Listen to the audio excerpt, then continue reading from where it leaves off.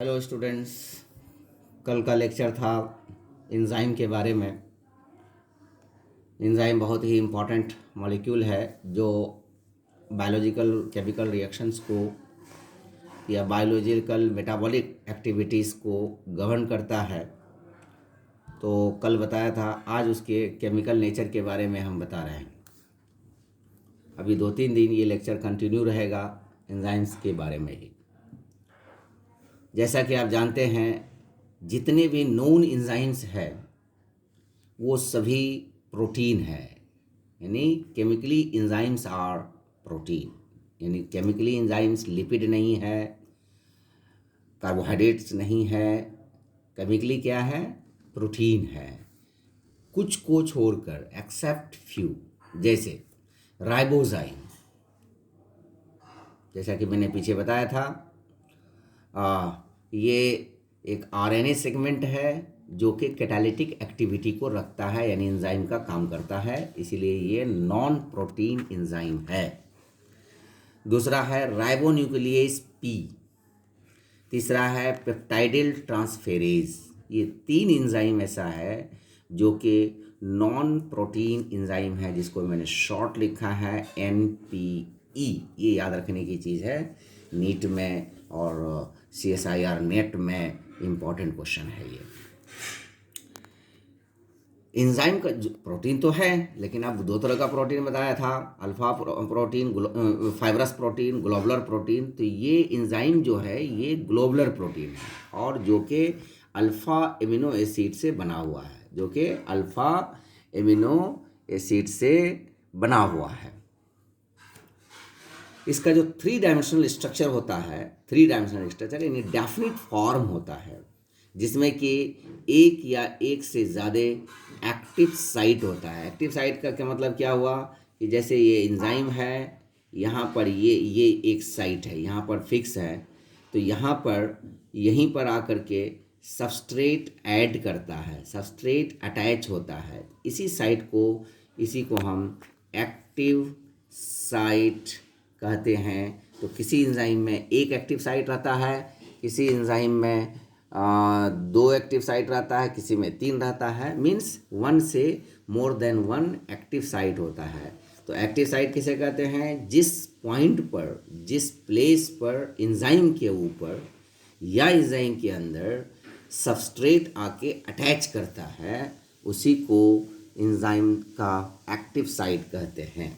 अब ये एंजाइम 2 तरह का होता है, एक सिंपल एंजाइम होता है, एक कंजुगेट एंजाइम होता है। सिंपल एंजाइम में यानी जो सिर्फ प्रोटीन का बना हुआ होता है, और इसमें नॉन प्रोटीन पार्ट, जिसको मैंने शॉर्ट में यहाँ पर लिखा है NPP, ये एब्सेंट होता है। तो चूँकि खाली ये प्रोटीन साइट है, प्रोटीन का बना हुआ है, तो इसलिए एक्टिव साइट जो होगा ये सिर्फ प्रोटीन पार्ट में ही होगा। अब कंजुगेट एंजाइम में मतलब कि मेन पार्ट तो प्रोटीन है, लेकिन प्रोटीन के साथ दूसरी भी चीज़ें इसके साथ अटैच्ड है, यानी enzyme protein plus others, both are combined formally, strongly.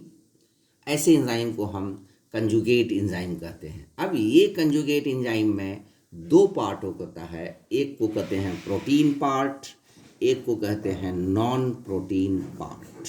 तो प्रोटीन पार्ट जो है ये लार्जर पार्ट होता है, थर्मोलेबाइल होता है, यानी टेम्परेचर पर ये चेंज होता है, और इस प्रोटीन पार्ट को हम एपो एंजाइम कहते हैं। ये भी बहुत ही इम्पॉर्टेंट पॉइंट है, इसमें एक पॉइंट इम्पॉर्टेंट है। और जो नॉन प्रोटीन पार्ट होता है ये एक स्मॉल पार्ट होता है, जो कि थर्मोस्टेबल होता है, यानी टेम्परेचर को ये कम अफेक्ट करता है, और इस पार्ट को हम कोफैक्टर कहते हैं। तो अब क्लियर हो गया होगा कि कोफैक्टर किसे कहते हैं और एंजाइम किसे कहते हैं।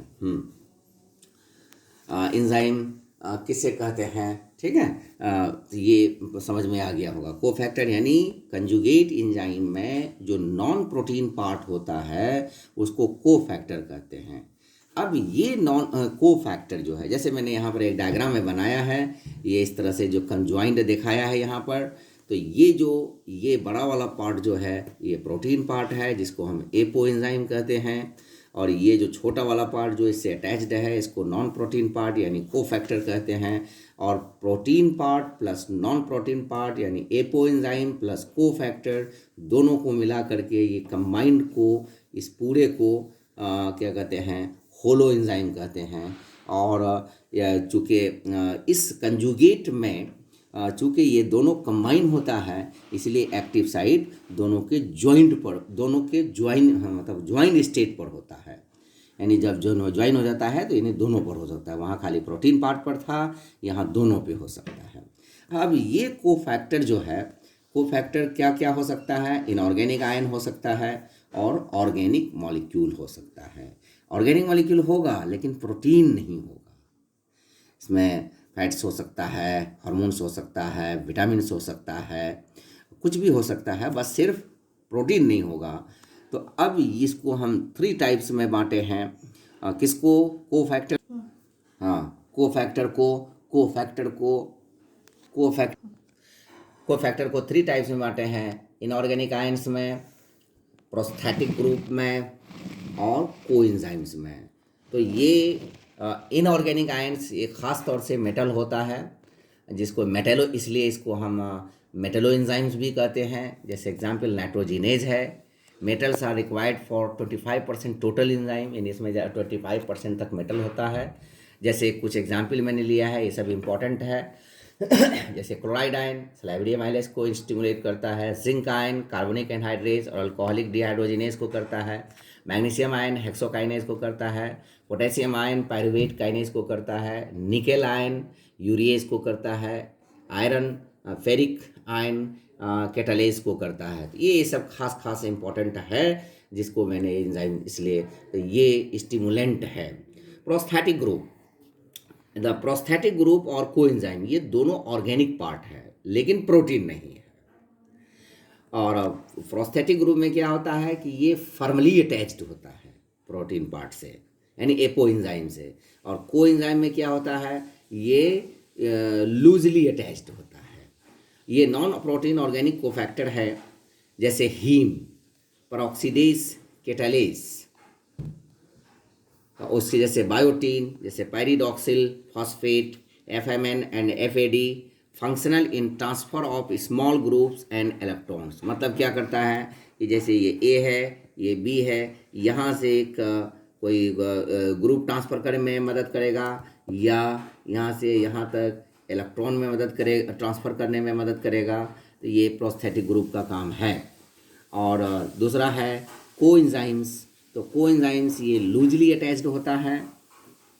काम के हिसाब से ये भी प्रोस्थेटिक ग्रुप के तरह ही है, प्रोस्थेटिक ग्रुप के तरह ही है, लेकिन एपो एंजाइम इज रिक्वायर्ड। यहाँ पर प्रोस्थेटिक ग्रुप में क्या है कि इसमें एक ही एपो एंजाइम से कई प्रोस्थेटिक ग्रुप हो सकता है। लेकिन कोएंजाइम में क्या है कि अलग अलग कोएंजाइम के लिए अलग अलग एपो एंजाइम चाहिए। इससे ये केमिकल नेचर ऑफ एंजाइम को करता है। शॉर्ट में मैंने बहुत सारी